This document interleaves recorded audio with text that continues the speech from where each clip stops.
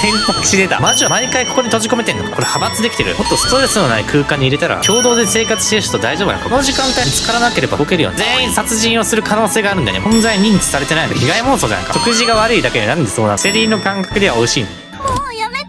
今は、待って。選択肢出た。早くない？なんだこのドクロのマーク。ただ見守った？これ死ねるのか？万死に手を出さない。これ以上の悲劇を起こさせない。このドクロのマーク何？これね、主人公死にそうなんだけど、オプション重要選択肢のヒント表示。これヒントもしかしてさ、このドクロのこと言ってる。押していいこれ。レイヤーかばってやってみるね。レイヤーをかばった。監視とレイヤーの間にエマが飛び込む。エマくん。エマくん監視の鎌がエマに振り下ろされて、エマの体が分かれてあるだ。間も置かず唐突に訪れた悲劇に多くの少女が恐怖を顔に張り付かせている。悲鳴も監視に抗う声も上がらない。何これデッドエンドあるの？どうして私をかばったりしたんだ。あれくらいなら避けられたのに。死んじゃった。自分が飛び込んじゃったけど。また死んじゃいました。このまま済むの？さっきも死んだばっかりなのに。はあ、いろいろ手間が増えちゃうんで、皆さん本当逆らわないでくれると助かります。逆らってないけどな。間に入っただけだけど。極長がめんどくさそうにため息をつく。監視がヒロとエマの死体を片付ける中、少女たちはただ呆然と立ち尽くしていた。未来への道が閉ざされて悔やむような表情の少女もいれば、暗いトンネルを歩いてるみたいに怯え切った様子の少女もいる。きっとトンネルの先に光はない。ただ絶望が待ってるだけ。残念だけどもう終わりだ。死んだこれ。バッドエンドか。これ死ねるでしょ。ゲームの進行を考えたらね、こっちの方がいいんだろうけど、演出全部見たいんだよね。先に失敗の方を見てから成功やっていくスタイルだと思う。だから結構長めにゲームやるね。逆にさ、自分がどっち選ぶか。例えばさ、スキップモードオフにするでしょ。オフだとわかんない。俺がどっち選ぶのかなって思っちゃうよね。どういう風にやった方がいいんだろう。バッドエンド見た方がいいのか。これさ、推奨してんだよね。このゲームが重要選択肢ヒント推奨してるから全部見てほしいのかな。だから俺、二つとも見ると思うな。ただ見守った。レイヤーがとっさに後方へと跳躍し、避けたことで監視の鎌は空を切った。レイピアを構えたままのレイヤーは、強い瞳で監視を見据える。彼女はルールを破っていない。切り捨てる理由はないはずだ。間に入ったら基本的に死にそうだな。レイヤーの後ろに立つアリサは、さすがに逃亡する気を寄せたのか、呆然と立ち尽くしている。なんでおめえ。私は君たちを守りたい。そのために互いに冷静になるべきだ。元から牽制のつもりだったのか、監視はそれ以上鎌を振るわず元の作業へ戻っていく。そしてヒロの死体を抱え退出していった。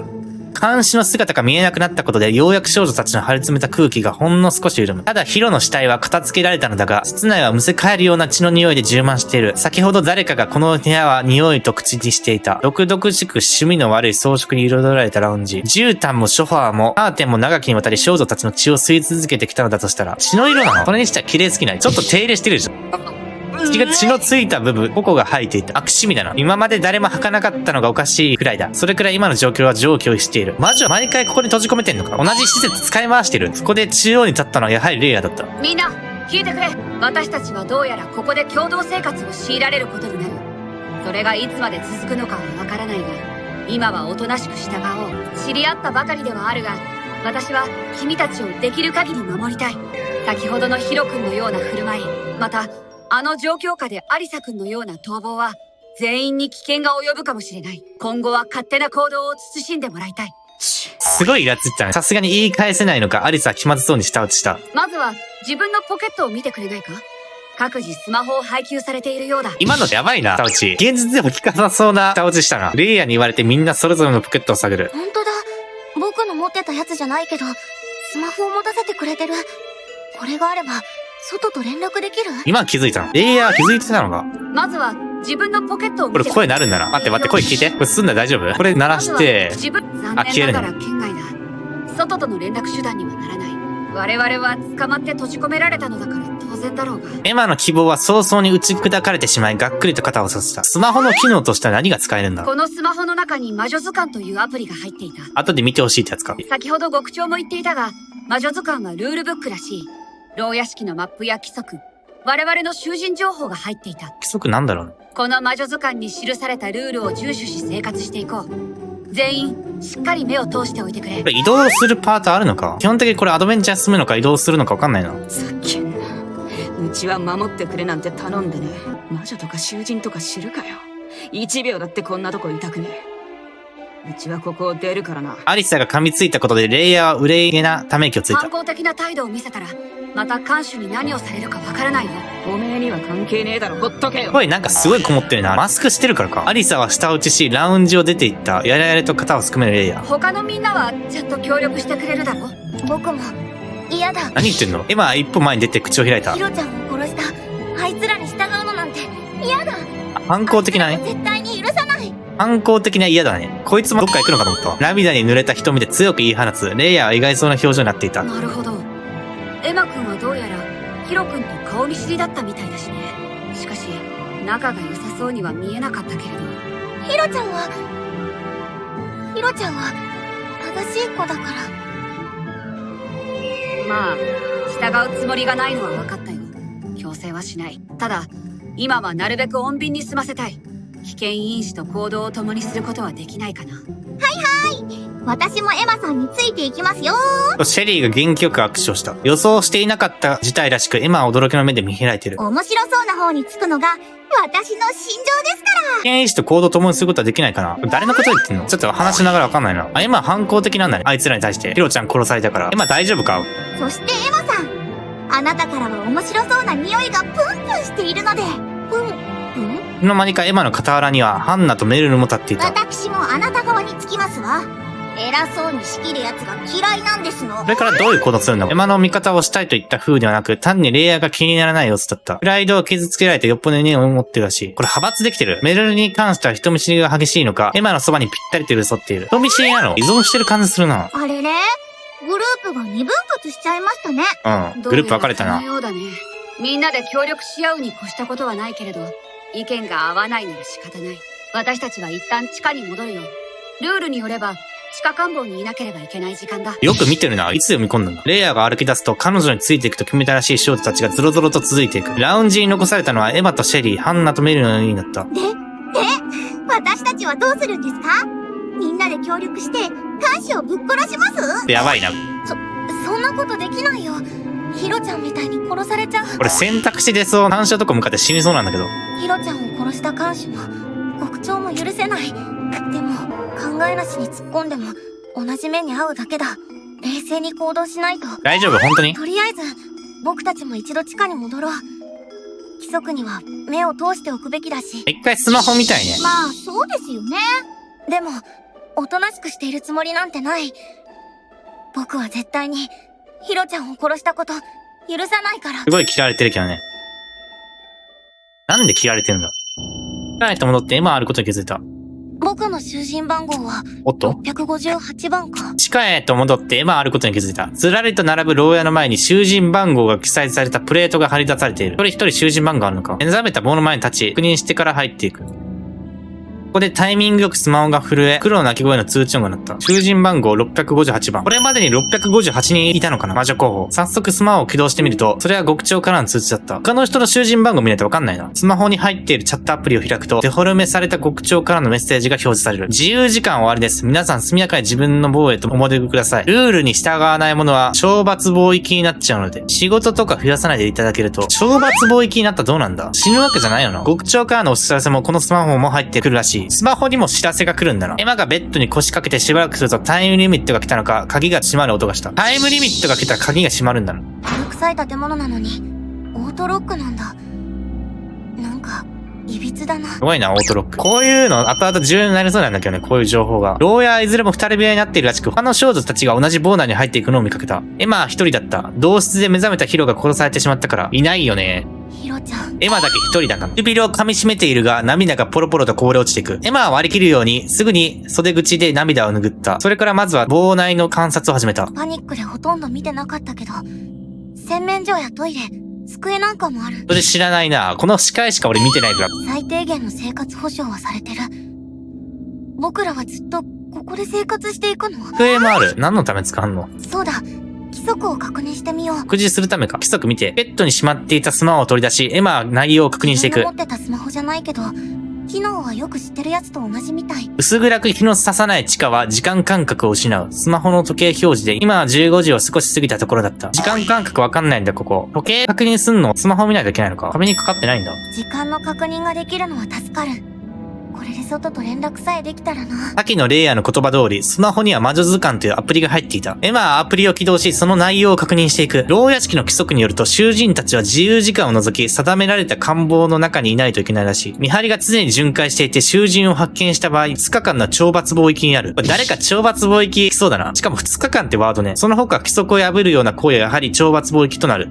懲罰棒ってどんなところなんだろう。あえて2日間って書いてるから実際におりそうだな。エマは青ざめながらも軽く息をついた。極長の話にあった魔女裁判についてのルールも記されていた。囚人は強いストレスを受けると魔女因子が高まり魔女化が進む。全員魔女候補だから魔女になる可能性あるのか。魔女になった者は耐えきれない殺人衝動で殺人を犯す恐れがある。でもなんでこんなストレスのある空間に入れるんだろうね。殺人事件が起きた場合危険な魔女を処刑するため魔女裁判を改定する。もっとストレスのない空間に入れたら囚人たちで議論し投票にて魔女を決めその場で魔女を処刑とする。殺人事件なんて起こるわけないよ。果たしてそうなのだろうか。ヒロちゃんは暴走したけど、みんな同世代の普通の子に見えた。ヒロちゃんあれ暴走なんだ。暴走と見えてるのか。普段あんな行動しないのか。暴走したけど。その子たち同士が殺し合いするなんて想像もつかない。自分はするとは思わないんだな。エマは首を振り、魔女図鑑の内容を確認へと戻る。完全な魔女になった者は、やすやすと死なない肉体を手に入れる。暗種みたいにね。完全な魔女になった者は、今持っている魔法が爆発的に向上する。ヒーリングしてるやついたよな。あいつだけなんか魔法使ってたけど。ただし、慣れ果てとしていずれ人の形じゃなくなる。デメリットあるんだな。魔法？そんなもの、僕は使えないけど。エマは首をかしげる。思考を放棄したのかスマホを投げ出し、硬いベッドに身を横たえた。ふかふかのベッド。お気に入りの抱き枕。高校の制服。全部なくなっちゃった。抱き枕ないと寝れないのか。お父さん、お母さん、心配してるかな。家族とは関係はそんなに悪くないな。きっと警察に捜索願いを出して、必死に探してくれてる。中学では失敗しちゃったけど、高校ではたくさん友達作るぞって、もうお父さんとお母さんに心配かけないぞって決めてたのに、なんで僕はこんなところに閉じ込められちゃったの？魔女だからですよね。スマホの通知音が室内に響いた。時間経ったの朝か。まどろんでいたエマはガバリと頭を上げ、急いでスマホを確認した。内容は極長からの通知だった。皆さん夕食の時間です。速やかに食堂へ集合してください。夕食？めちゃくちゃ時間経ってない。夕食まで外出てなかったの。並ぶ牢屋が一斉に排除されていく。夕食の時間まで牢屋に入れさせられるの？夕食。そういえば、起きてから何も食べてない。お腹は空いてる。こんな生活受け入れたくないけど、食べないと考えがまとまらない。交流とかはさせないのか？この状況でもストレス与えてんのかな？エマはため息をつき立ち上がった。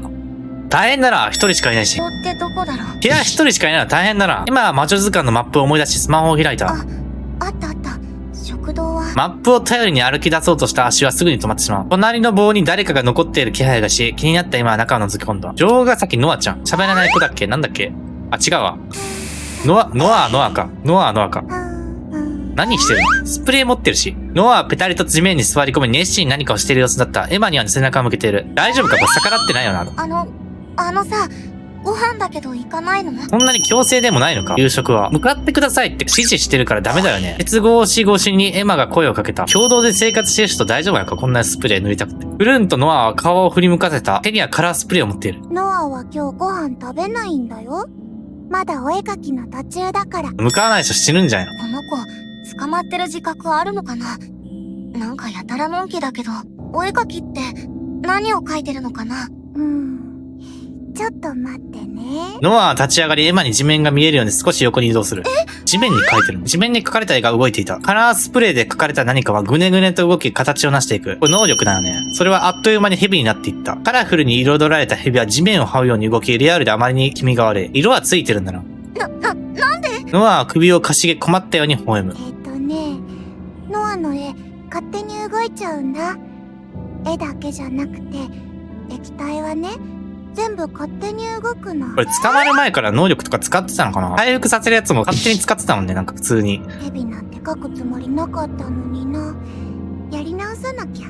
勝手に動くって、それって魔法だよね。再び背を向け地面にペタリと座ったノアをエマはしばし呆然と見つめていた。さっき、メルルちゃんの手が光って、僕の血を止めてくれたのと同じだ。シスターね。魔法は本当に存在する？こんなに驚いてもないよね。不思議な現象を目の当たりにしてもどうしても信じがたいのか、エマは首を振る。今は考える余裕がないや。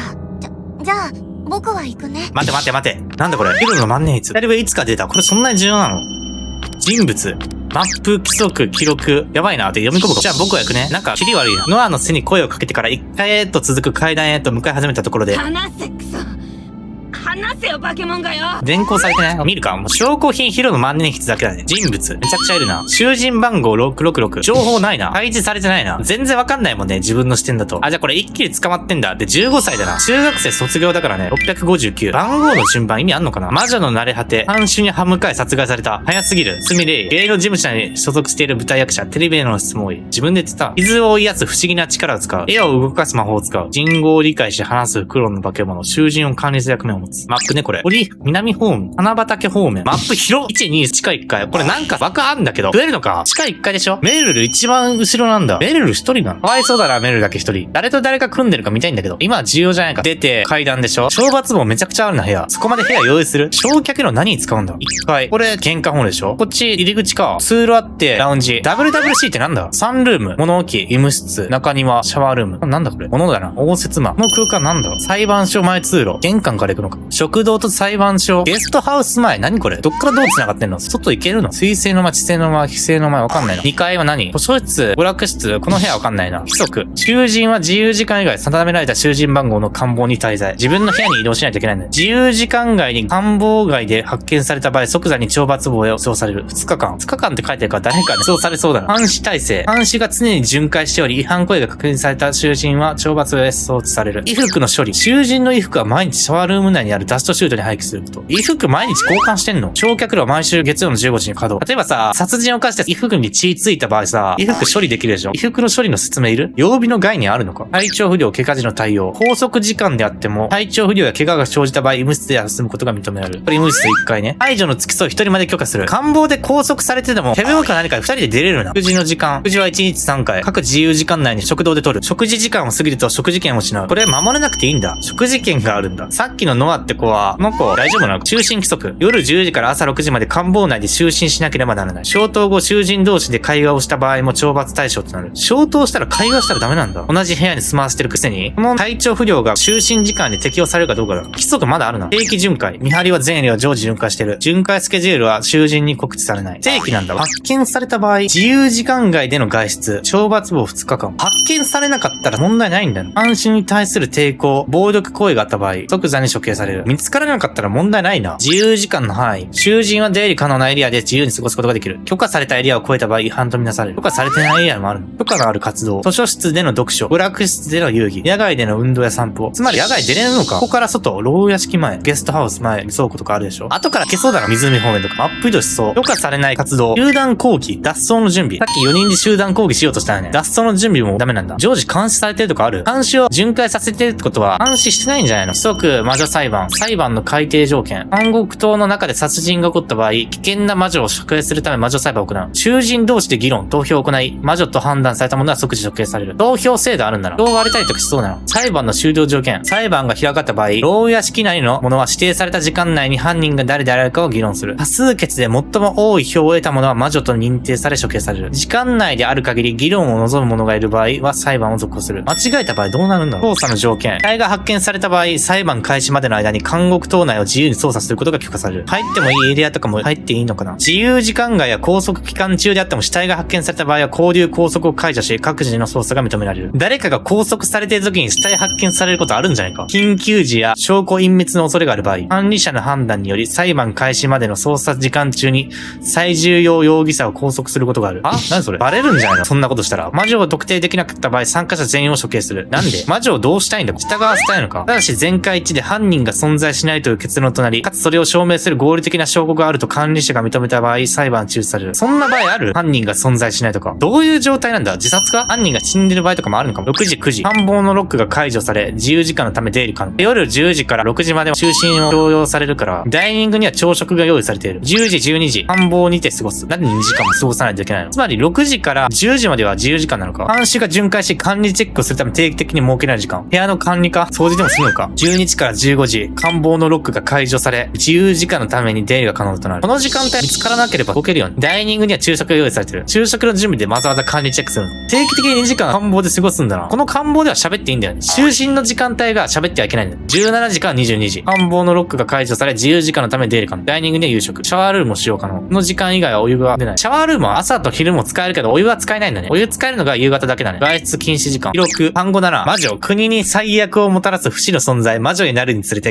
殺意や妄想に支配されるようになる。衝動で殺人とかしそうだよね。ただし一般的には呪術や魔法などを使う空想上の存在とされている。空飛ぶほうきに乗って悪魔を刺激したりする女性の伝承が各地に存在する。現代においては創作の題材にもされ、子供向け作品では魔法少女といった少女が変身して悪と戦うような作品も珍しくない。国が魔女って存在隠してるけど、存在は認知されてるんだな。魔女因子。魔女となる者が持つ因子。全国的な検査によって秘密裏に調査されている。とりあえず女性だけなのか検査してるの。牢屋敷。少女たちが囚人として収監されている施設。全国から魔女を集め管理している。大魔女。極長の話によると見つけると何かが起こる。大魔女を見つけたいのか極長は。魔女を見つけてもあんま意味がないのかなんか刺激してるけど。成り果て。魔女となった者が行き着く化け物。生みしやすい者は洗脳され、牢屋敷の監視となる。魔女化。囚人は生まれつき魔女因子を持つ。強いストレスを受けると魔女因子が活性化。魔女因子の活性化に応じて囚人は極めて強い殺人衝動を覚える。これが動機になるんだよね。全員殺人をする可能性があるんだよね。魔女を炙り出す儀式。魔女に耐え難い苦痛を与え、完全な魔女化を短時間で進行させる。完全な魔女化した者は不死に近い肉体と爆発的に高まった魔力を得る。完全に魔女化した者はやがて人の形を失い成り果てへと変質していく。成り果てとなった身柄は運営が預かる感じする。処刑って別に殺されるわけじゃないんだな。人としては殺されるけど、形は残るんだ。処刑っていうより儀式だな。ここまで設定読み込んだけど、だいぶ読み込んだな。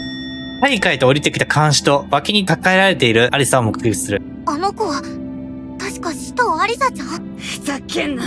なんでうちが。反抗してるな。いや抵抗しているもののアリサは抱えられたままになって暴れたりはしていない。抵抗したら殺されるかも。選択肢来る？かばっちゃう？エマは反したアリサの後を追った。その場から動かない。これもしかしてさ、上が基本的にバッドエンドじゃね？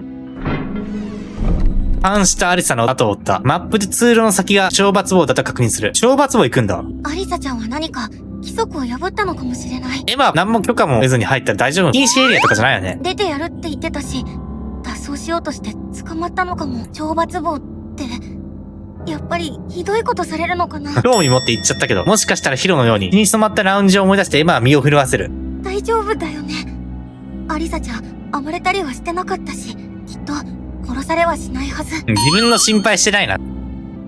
でもこれ状況知れるな。ここが懲罰棒。南京錠で閉ざされた重厚な扉がずらりと並んでいた。囚人の防衛よりも一段と空気がよどんでいる。これバッドエンド進んでいけば状況分かりやすいよね。ヒントになるよ。実際今懲罰棒どんな空間なのか見られるし、通路にはエマ以外誰の姿もなかった。アリサはすでにもう扉の向こうに入れられてしまったのかもしれない。アリサちゃん。か細く震える声でエマはアリサの名前を呼んだ。たとえどこかにアリサがいたとしても届くような声動じゃない。当然返事はなかったが、看守には返事が。エマのすぐ目の前にある懲罰棒の扉が激しい音を立てて開かれた。中から誰が出てくるのかとエマは身構える。だがしばらく経っても誰かが出てくるような気配はない。入るのか？不審に思ったエマは扉に近づき恐る恐るといった風に室内を覗いた。大丈夫か？何されてるんだ？上げそうになった声を押し殺すためエマは手で口を塞いだ。懲罰棒の中にあるまがましい道具類に戦慄し後ずさる。背後から押されてエマは懲罰棒の中に転がった。振り向いた視線の先で扉が閉まっていく。何されるんだ？首のやつあるな。さっきオープニングで見たぞ。慌てて起き上がったエマの目前で、懲罰棒の扉は重々しく閉ざされた。開けてよ。なんで僕を閉じ込めるの？エマの叫びに答えは返ってこない。閉じ込められたという状況がエマの脳裏に嫌な思い出を呼び起こした。誰にやられたか説明ないな。中学時代トイレの個室体育倉庫に閉じ込められて、トイレでは上から水やゴミをかけられていた。体育倉庫での何時間も外に出してもらえなかった。悪意に満ちた嘲笑は今でもエマの耳にこびりついて離れる。やめて。開けて。どうしてこんなことするんだよ。エマがいくら叫んでも扉が開かれることはなかった。何されるんだ？エマは懲罰棒の床に力なく横たわっていった。どのくらい経ったのかな。待って、これ2日経った。閉じ込められてからどれだけ時間が流れたのだろうかと考える。よく生きてるな。水飲んでる？スマホはなぜかこの懲罰棒では電源が入らず使用できなかった。扉の向こうで足音が聞こえた気がした。エマは力を振り絞って立ち上がり、扉にすがりつくようにして耳をそば立てる。何なんですのここ。やけに空気が重苦しくありません？何これ？なんでこんな余裕で来てんだ？そうですか？私は特に感じませんけど。なんで普通に来てんの？エリーと誰だ？大野ハンナ。ハンナちゃん、シェリーちゃん。なんで二人行動してんの？グループ的には一緒か。絶望感に囚われていたエマに一筋の光が差し込んだ。助けて！お願い！ここから出して！この状況はエマが行方不明になってるよね。扉にある覗き窓からエマは必死に叫ぶ。シェリーちゃんここだよ。すると声に気がついたのか、二人はエマがいる棒に歩み寄ってくる。そしてシェリーが中を覗き込んだ。よかったよくわからないけど僕、閉じ込められちゃって。大丈夫か？エマは違和感を覚えて言葉を止めた。なんかわかんない。殺されるこれ。助けないのか？シェリーは間違いなく室内を覗き込んでいる。ところがその目はまるでエマの存在に気づいていないかのようだった。え？どうしましたの？もしや、中に誰かいるとか？存在認知されてないの？いいえ、誰もいませんね。なんともエグい道具はありますけど。見えてないのか？魔法と関係あるのか？シェリーとハンナは扉から離れてそのまま立ち去っていく。シェリーちゃん、ハンナちゃん、見えてるでしょ？聞こえてるでしょ？僕はここにいるんだよ。なんで、どうして、あんなのまるで無視されているみたいだった。ここに、エマは頭の奥で少女たちの声を聞いた。こちらを貶めるかのような笑い声が頭の中で反響する。うるさい。ストレス浴びてるな。笑い声が上がってエマを責め立てる言葉に変わっていく。やめてよ。僕は悪くない。これ被害妄想じゃないか。エマは手近にあった拷問器具を手に取り、懲罰棒の扉を何度も叩いた。不意にエマは理解した。自分はみんなに世界に嫌われている。こんなにも嫌われるような自分はきっと死んだ方がいい。これ自殺する？顔が大丈夫か？手にした拷問器具をじっと見つめてエマは笑みを浮かべた。先の鋭く尖った鉄の棒。鉄の棒？何で死んだこれ？何で死んだ？バッドエンドした。これで何が分かったんだ？いろいろ分かった気がするけどな。これ見ていくの大事だよね。さっき追って死んだんだよね。これデスマークは死亡だから。その場から動かない。アリサちゃんどこ行ったんだ？エマなんか認知されない魔法かかってそうだな。ストレスかかったことで魔法発動させてたんじゃないの？つい数時間前に見たおぞましい光景が脳裏をよぎったのか、エマは立ち尽くし震えている。監視はアリサを抱えて通路の向こうへと消えていった。アリサちゃんを連れて、一体どこへ？そのまま追いかけない。エマはマップに従って、たどり着いた食堂の中へと入る。これいつ終わるんだ？この調子だと50時間かかりそうなんだけど。食堂の中では少女たちはすでに食事を始めていた。先ほど見た光景に未だ動揺し、エマは青ざめながらも周囲を見渡す。すると、おーい、エマさん、こっちこっち。シェリーがブンブンと手を振ってエマを呼んだ。別に席が決められてるわけじゃないんだ。エマはシェリーたちが寄り合うテーブルに椅子を引いて座った。先ほど団結したシェリー、ハンナ、メレルがいるトレイに乗せられた食事もすでに置いてあった。グループ分かれてる？ビュッフェ形式だったので、エマさんの分も適当に取っておきましたよ。ビュッフェ形式って何？立ち食形式。エマさんの分も適当に取っておきましたよ。ありがとう。お礼を伝える口元は引きつっている。皿に盛られた食事はドロリとしていて、色もグロテスク。何の料理なのか判然としない。いじめじゃないよね。ネガティブすぎるでしょ。食事が悪いだけでなんでそうなの？気にしすぎない？シェリー、ハンナ、メールのトレイにあるものも、ビュッフェカウンターに並んでいる料理も全て似たり寄ったりの気味が悪いものだった。ってことは、この牢屋敷の料理がひどいってことか。これから先そうなるのかな？そのままのリンゴが一つ置いてあり、エマはほっと息を吐く。見た目はあれですが、結構いけますよ。あなた味覚ぶっ壊れていますの？超絶マジですわ。シェリーの感覚では美味しい。これって、あの看守が作ってるのかな？魔女が作ったりするの？それを想像すると、なんだかあの看守も可愛く思えてきますよね。ステでも残ってるのかな？ハンナが無言でシェリーを見ている。味覚どころか頭自体を疑っているらしい。その看守のことなんだけど、僕、さっきアリサちゃんが捕まっちゃってるの見ちゃって。私も見ました。何があったのでしょうか。とても心配です。さっき出てってやるって息巻いていましたし、脱走でもしたんですかね？言うべきなのか？禁止時間に外にいたのなら、懲罰棒とやらへ連れて行かれたのかもしれませんわね。鋭いな。懲罰棒、何かされるところなのかな？そうか。俺は知ってるけど、今懲罰棒言ってること知らないんだ。恐ろしい想像をしてしまったのか、全員が沈黙してうつむいてしまう。食堂にはノアとアリサ以外が揃っている。みんな仕方なく規則に沿って行動している様子だった。エマたちの席から少し離れたところで、レイヤたちの一団も食事をしていた。エマとレイヤの目が合う。レイヤがにっこりと微笑んだことで、エマは頬を染め、慌てて目をそらした。一連の挙動を見ていたらしい。ハンナがずっとエマに顔を寄せた。あいつ、魔法を使っているに違えねえですわ。魔法？エマの顔がぎっくりとこわばる。メルルちゃんや、さっきのノアちゃんにも信じられないものを見せられた。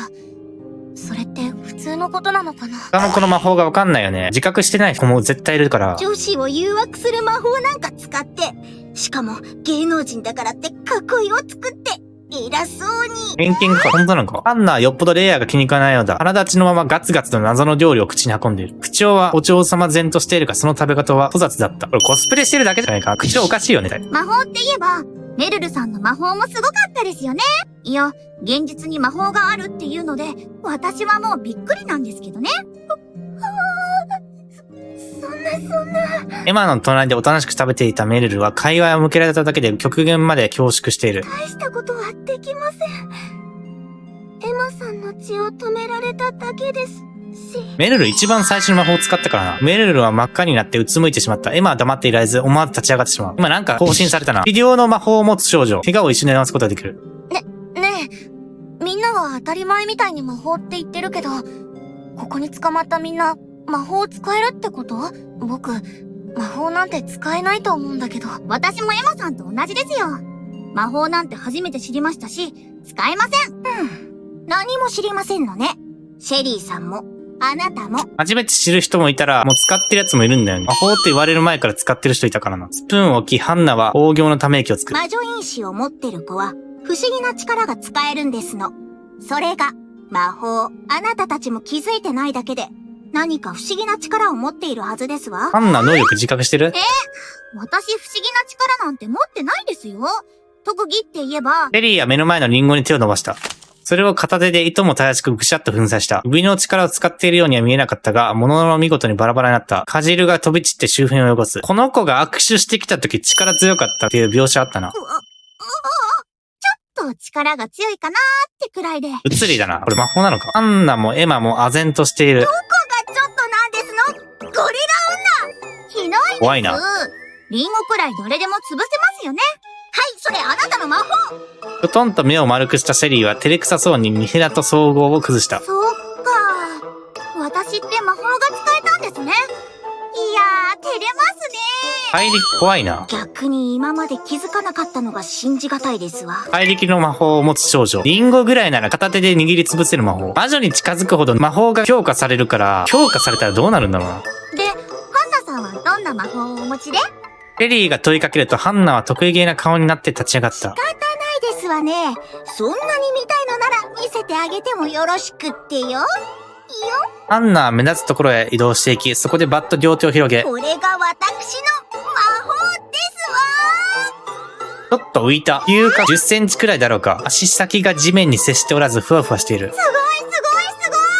シェリーは大はしゃぎだ。ハンナはますます鼻息を荒くし、頬を好調させている。このまま移動もできますのよ。ちょっと辛そうだな。少しだけ移動した。シェリーだけが拍手喝采だ。疲れたのかすぐにハンナは地面へと降り立った。息も荒くなっている。